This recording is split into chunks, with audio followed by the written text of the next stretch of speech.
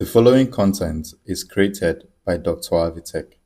Your support and donation will help me continue to offer high-quality educational resources for free. To make a donation, send an email to 6drcyril@gmail.com or comment donations below. Welcome guys, I'm DrAvitech. In this video, we're going to be solving this very problem. Remember to hit the subscribe button, like this video, and share it across to your classmates. So I asked to find the Fourier series of that very function, and hence deduce a series for pi squared over 8. Now to get started, let us graph the function. It's a linear function, so graphing linear functions are actually very easy. It's not something difficult. All you need is the x and y intercept, and that would save you some stress. So the first one we have is 1 minus x. 1 minus x. So let me kind of draw something like this. Yeah, even though my line does not look straight sometimes, but let me draw something like this. Now, this is 1 minus x. This is 1 minus x. Now, the way equations are written, I know that the item without x, the number without x, is called the y-intercept. So the number without x is called the y-intercept. So this one you see as the y-intercept. So let me put 1 here. Let me put 1 here. So your line must pass through that point. Is the one showing? Hold on. Because, yeah, let me put the one like that. So it's a must. Another way for you to find y-intercept is anywhere you see x, you put 0.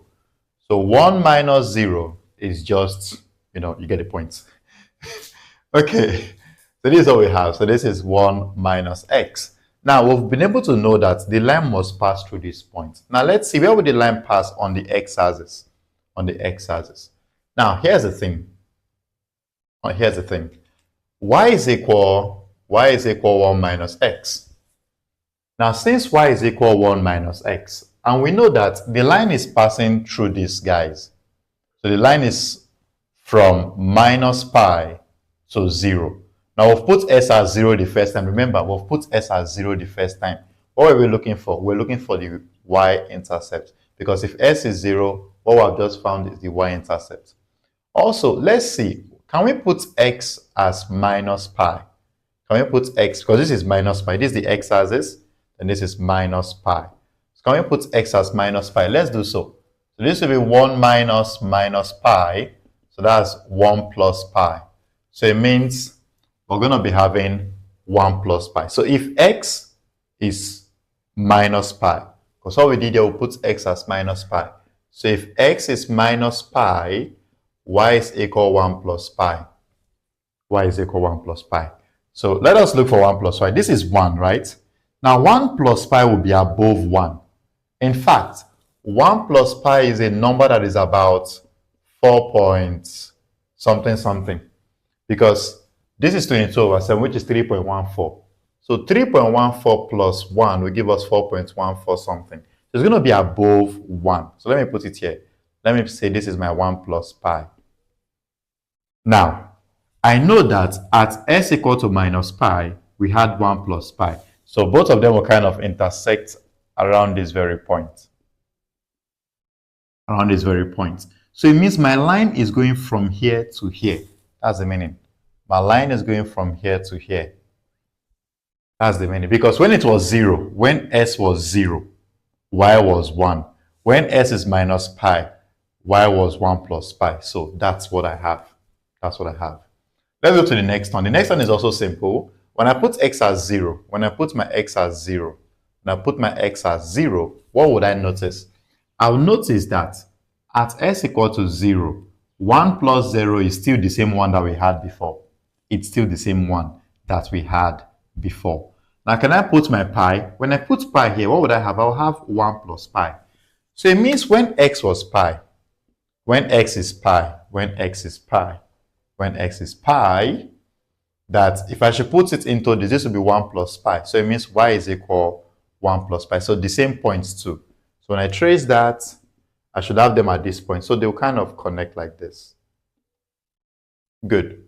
Now, if you notice, the reason why these lines, I did not intercept them with the x-axis, because every line must pass through both axes. So The reason I did not do that is because of their interval. Now, here's the thing, for those of you that might be confused. If I had said, okay, let me look for the x-intercept, I know that y is equal 1 minus x. So looking for the x-intercept means anywhere I see y, I'll put 0. So 0 is equal 1 minus x. If I pick the minus s to this other side, s is equal to 1. So it means somewhere, somehow, if I should put 1 here, this line will get to 1. But the thing is, remember that this very line you see here, the interval is minus pi to 0. It doesn't go more than this very 0 mark. So if I should have extended it to this one, my diagram would be wrong. So that's why I did not draw it to this very one. That is why I did not even bother looking for the x-intercept, because my limit lets me know that if I look for the x-intercept, I would not be going away from the interval that was given to me. The interval given to me is minus pi to 0, but the x-intercept is at 1, so which is more than 0. So that's why I did not do that. So this is just the graph. Yeah, so I think I'm explaining too much. So let's have that. So this is what my graph looks like. And the next thing is, do you think this function is even or odd? This function is actually even, because what this triangle here is similar to this triangle here. They're both similar. Also, the interval is symmetric. So we have it from minus pi to pi. So the interval is symmetric. These diagrams and our points are also looking as if y is mirroring this part. So it is symmetric about the y-axis. So this is an even function. So we only have to find two things, a naught and a sub n. That's the only thing we need to find. So a naught is equal 1 over pi, integral from minus pi to pi of f of x dx. But the thing is, since we know this is an even function, life is easier. I'll just say this is 1 over pi, integral from minus, instead of saying minus pi to pi, I'll say, let me times this by 2, and then I do 0 to pi. I've already explained this in a video. I said, these two triangles are the same. So find the integral of one part, because integral is all about areas. Integrals are all about areas. So find the integral, the area of this triangle, and times it by 2 to get the full triangle. Because there are two triangles here, two similar triangles. So if you can get the area of one of them, all you have to do is to times by 2. So to get the area of one, you have to do 0 to pi. Instead of doing all the way from minus pi to pi, you cut it into half. You do 0 to pi first, and then you times by 2. F of x dx. If you've been following this series, you will know that I normally treat my integral somehow. That is to say, I can find the area of this without using integrals. But let me use the integral because most persons might find that confusing. So let me use integrals to get the area. So this will be the integral from 0 to pi. Now what is f of s from 0 to pi? From 0 to pi, f of s is 1 plus x. So this is 1 plus x dx. So this is 2 over pi. Now let's integrate 1. If you integrate 1, what would you get? You will get x. You get x. Then if you integrate s, what would you get? You get s squared over 2. Because the s is raised to the power of 1, so you have to say 1 plus 1 over 1 plus 1. Then the limit is 0 to pi. All right. I think, let me just do this thing here. Now, at this point, anywhere I see x, what would I put? I'll be putting pi. Anywhere I see x, I'll put pi. So this is 2 over pi into, this x will become pi plus, this is pi squared all over 2. Then the next now is to put 0. Well, if you want to put 0, what would you notice? If you put 0 here, this will be 0 plus 0. So everything will just be 0. So no need for me to stress myself about that. There's no need to stress myself about that because that's 0. So no need. No need to stress myself. Now, if you look at this, this is 2 over pi. That's 2 over pi. There are different ways to evaluate this guy. So since this is over pi, I can basically divide these two parts by pi.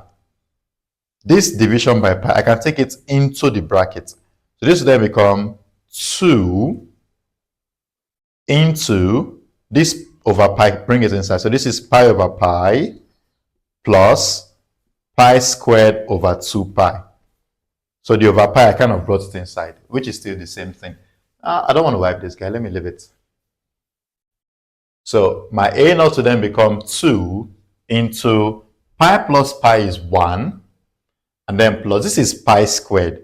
And this is pi. When they cancel out, you then be having pi over 2. So this is my a naught. So I'm going to keep that. That's a naught. Now a sub n, since this function is even, a sub n will be 2 over pi integral from 0 to pi of f of x cos nx dx. So this is all we have. Next, this will be 2 over pi integral from 0 to pi. Now what is f of x? F of x is 1 plus x because the interval is 0 to pi. So this will be 1 plus x cos nx dx. Okay. Next, this will be 2 over pi. We've got 2 over pi. The next thing I have to do is to integrate. But to integrate this, I need to use integration by parts. So I want to write the 1 plus x first. Write 1 plus x first. Next, you differentiate 1 plus x. So this one, if you differentiate 1, you will get 0.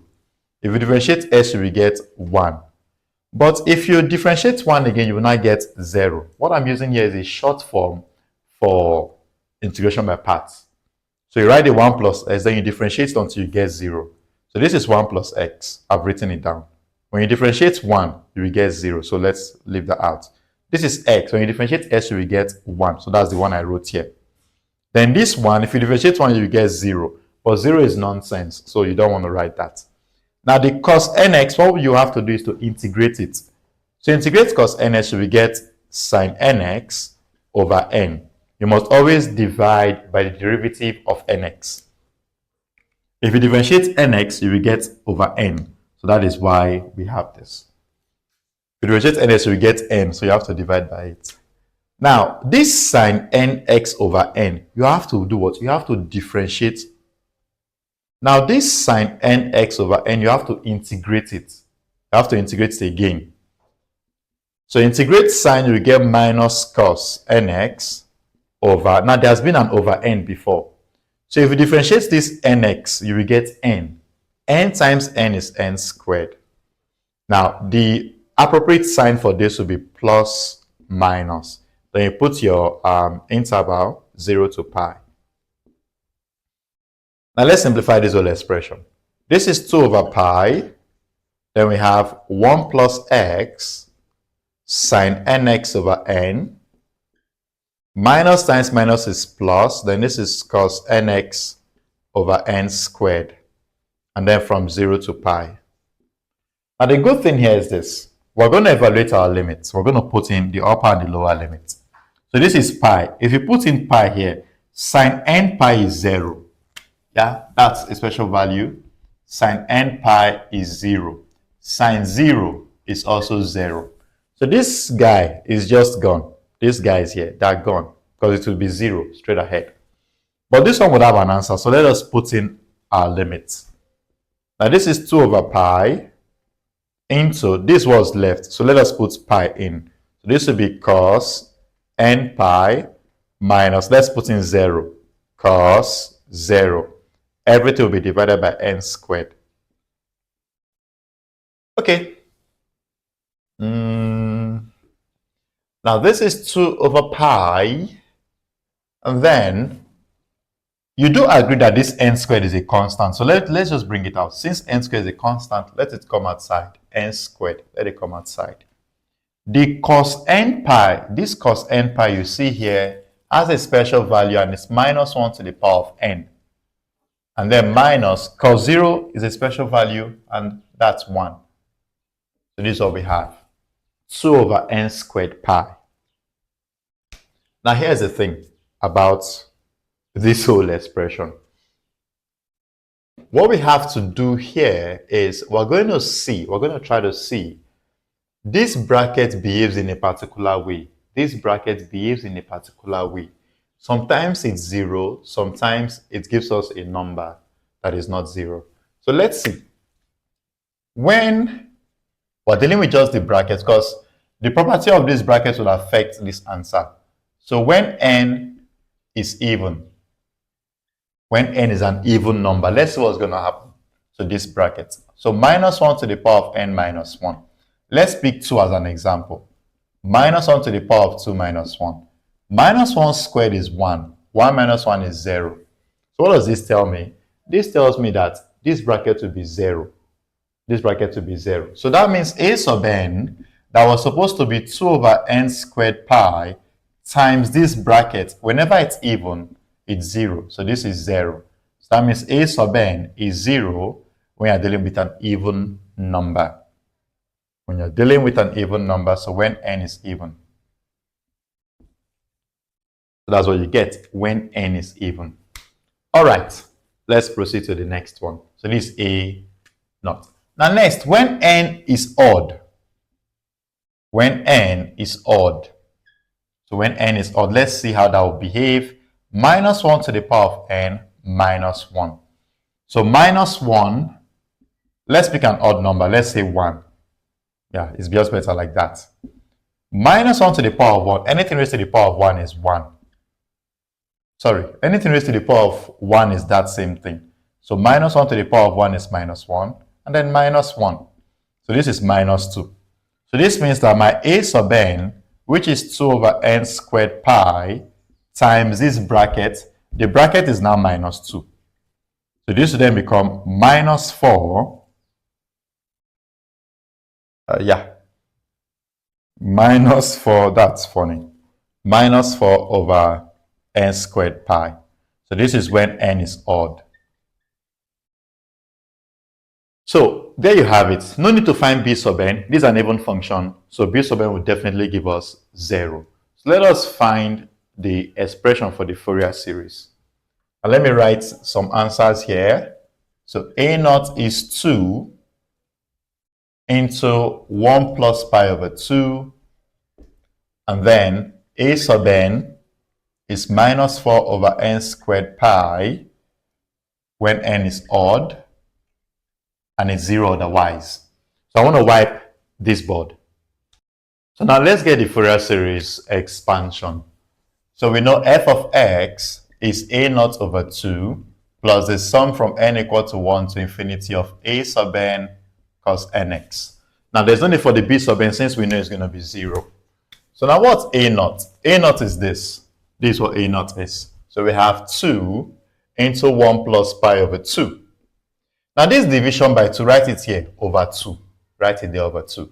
Plus the sum from n equal to 1 to infinity of, what will be left there is minus 4 over n squared pi cos nx. Now remember that this is when n is odd. This is when n is odd. So you need to be able to know that n is odd, because the way this is looking, only the solver would know that, okay, n is odd. If someone should see this expression, only this expression, the person might not know if n is odd or even. Remember I said something. For you to change something to be always odd, you replace n with 2n minus 1. Replace n with 2n minus 1. This means that n is always odd. Always odd. Yeah, this is always odd. Then if you replace n with 2n, then this is always even. Just in case they say, in terms of n, put your answer. Just in case. They say in terms of n, put your answer, so you know what to do. So when 2 cancels out 2, this is 1 plus pi over 2. Now, minus 4 over pi is a constant, because the sum is with respect to n.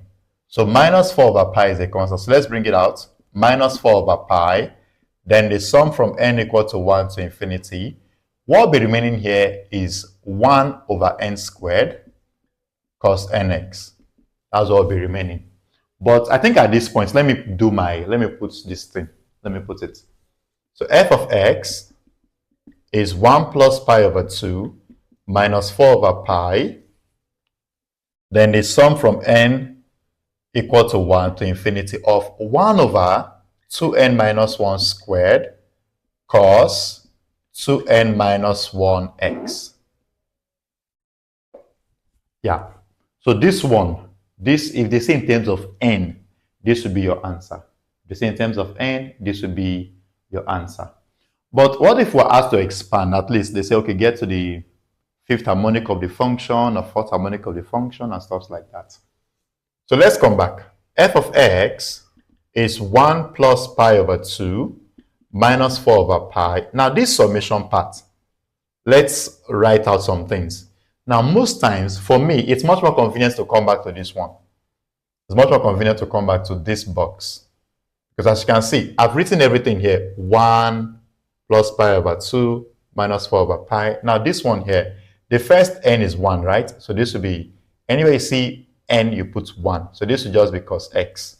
Because 1x is still x. 1 over 1 is still 1. 1 times anything is that same thing. That's why we have cos x.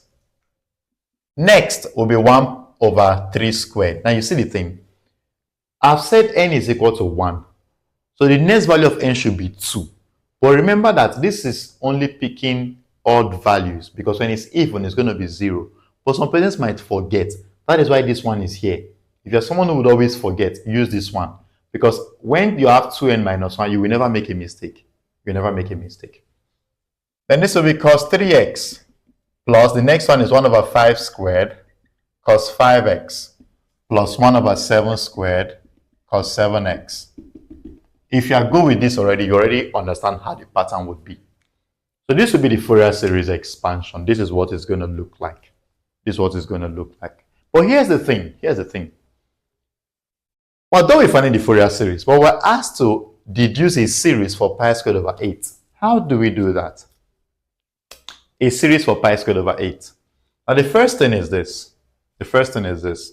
Whenever anything involves a series, one thing you need to know is, you see all of this cosine, they kind of have to go away. All of the cosines have to go away whenever you're finding a series, because a series is a sum of numbers. So you are summing up numbers. So the cosine, the trigonometric guy has to go away. And the only way for this guy to go away is on two conditions. It's on two conditions. If x is 0, because at cos 0, you're going to get 1. So if every single thing here is 1, that means you'll be having 1 plus this, plus cos 1 times anything is that same thing. So if you have 0, this can happen. Or when s is 2 pi. But the thing is, our function did not get to 2 pi. Our function did not get up to 2 pi. So we're only going to be using the one of 0. Because if we say pi, sometimes here, in fact, if you say pi, this one will be giving you negative answers. Yeah, if you actually say pi, you'll be having negative answers. Remember that cos, okay, I didn't write that. Cos n pi is equal minus 1 to the power of n. So if you pick your n here, to be odd, because every single number we picked for n was odd. So if you pick it to be odd, you'll then be having everything as minus 1. So everything will now be negatives. Now also, notice that our x was not equal to minus pi. So there's so many reasons why we should just use 0 instead. So let s be 0. Let s be 0. Now the first thing you then ask yourself is, if x is 0, what will be f of x? Because anywhere we see x here, we're going to be putting 0. So this is f of 0 equal 1 plus pi over 2 minus 4 over pi into cos 0 plus 1 over 3 squared cos 0, because 3 times 0 is still 0. 1 over 5 squared cos 0 plus 1 over 7 squared cos 0. Now what is f of 0? Now the thing is, x was never equal to 0. S was never equal to 0. There's a discontinuity at 0 because our function was never, there was never an s equal to 0. So what we do is this, we take the average at that point of discontinuity. So we're going to say that f of 0 is equal f of 0 plus f of 0 minus all over 2. That's what we're going to do. But the thing is, most persons don't do this because the answer will still be the same. The answer will still be the same. So most persons don't really do this, but let's do it. So 0 plus is the positive part of 0. So that is this side. So this is the right-hand side. So let's put it at the right-hand side. 1 plus 0 is 0. So this will be, 1 plus 0 is 1. And then plus f0 minus left hand. So this is it. So 1 minus 0 is still 1 all over 2. Now what's 1 plus 1? That's 2. 2 over 2 is what? 1. So this means that f at 0 or f of 0 is equal to 1. Which would have been still the same if you put any of the, if you use any one. 1 minus 0 is 1. 1 plus 0 is 1. So that's why some people skip it. But I feel like it's relevant because some functions might not be like this. So be very careful. So our f of 0 is equal to 1. So this is 1 equal 1 plus pi over 2 minus 4 over pi into, now cos 0 is 1. So this is 1 plus 1 over 3 squared plus 1 over 5 squared plus 1 over 7 squared. Because if this is 1, 1 times this will still be the same thing. 1 times this will still be this. 1 times this will still be this. Now, let me move some terms to this side. So this is 1. This guy goes minus 1. This one goes minus pi over 2. But this one cannot go because this is multiplying, so it can't go. So it's equal minus 4 over pi into 1 plus 1 over 3 squared plus 1 over 5 squared plus 1 over 7 squared. Now 1 minus 1 is gone. It's gone. So what will be remaining is minus pi over 2 equal minus 4 over pi into 1 plus 1 over 3 squared plus 1 over 5 squared plus 1 over 7 squared. Remember to hit the subscribe button and like this video. All right, where should I wipe? I kind of feel like this part should be enough for me. All right. Now, we're trying our best to remove this. The minus 4 over pi, I want to remove this. I want to remove this. Now, what is the opposite of minus 4 over pi? What I have to do is to flip the fraction. So, the opposite of minus 4 over pi will be minus pi over 4. So, this is minus pi over 2 times minus pi over 4 equal to minus 4 over pi times minus pi over 4 into 1 plus 1 over 3 squared plus 1 over 5 squared plus 1 over 7 squared. Now here's what I did. Here's what I did, please. You can do it in any way. You could actually say cross multiply, but you're not multiplying with this part. So this part, just leave this part like this. This one is untouchable. So touchable change. I cannot, you just want to leave it like this. If you cross multiply, you notice that pi will be times pi, this will times this. So sometimes instead of doing this cross multiplication, what I do is I will multiply both sides by the reciprocal of this. So the reciprocal of this simply means flip this fraction. So instead of 4 over pi, I will times both sides by pi over 4.